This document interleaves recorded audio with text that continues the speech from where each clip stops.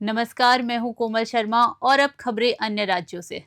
जिले के खड़ी चौकी अंतर्गत ग्राम रिमारी में पंडित सूरज मिश्रा की निर्मम हत्या के मामले में अखिल भारतीय ब्राह्मण महासभा और शिवसेना जिला इकाई ने जिला प्रशासन पर सवाल उठाते हुए कलेक्टर कार्यालय में ज्ञापन सौंपा। जानकारी के अनुसार सूरज मिश्रा गोवर्धन पूजा के अवसर पर अपने घर में कार्यक्रम कर रहे थे, तभी गांव के यादव परिवार के कुछ सदस्यों ने पत्थरबाजी शुरू कर दी। विरोध करने पर यादव परिवार के एक सदस्य ने सूरज का हाथ पकड़ा और दूसरे ने धारदार कुल्हाड़ी से हमला कर दिया, जिससे उनकी रीवा के विंध्य अस्पताल में मौत हो गई। ज्ञापन में अधिकारियों पर बड़ी कार्यवाही, फांसी, पीड़ित परिवार को 2 करोड़ मुआवजा, एक सदस्य को सरकारी नौकरी और अपराधियों के घर बुलडोजर चलाने की मांग की गई। तहसीलदार ने आश्वासन दिया है कि मामले की जांच टीम गठित की जाएगी और दोषियों पर कड़ी से कड़ी कार्यवाही के साथ बुलडोजर कार्यवाही की जाएगी। सीधी से अमित मिश्रा की रिपोर्ट।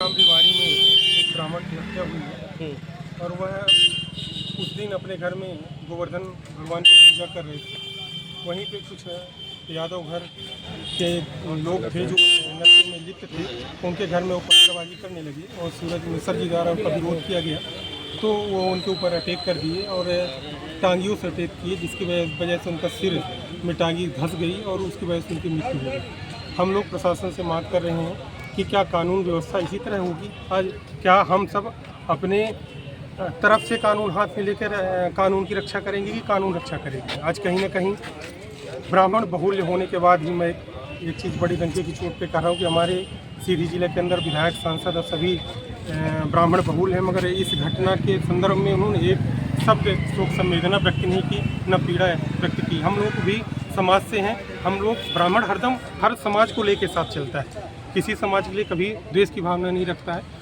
और हमारे ब्राह्मण समाज के भी जो लोग आरोपी रहते हैं, हम लोग उनका विरोध करते हैं, जो गलत होता है गलत करते हैं, मगर जो कृत्य वहाँ पे किया गया है, जैसे हम लोग वहाँ पे यह मांग कर रहे हैं कि वह लड़का घर का अकेला था, वो गोवर्धन पूजा कर रहा था, उसकी हत्या कर दी गई।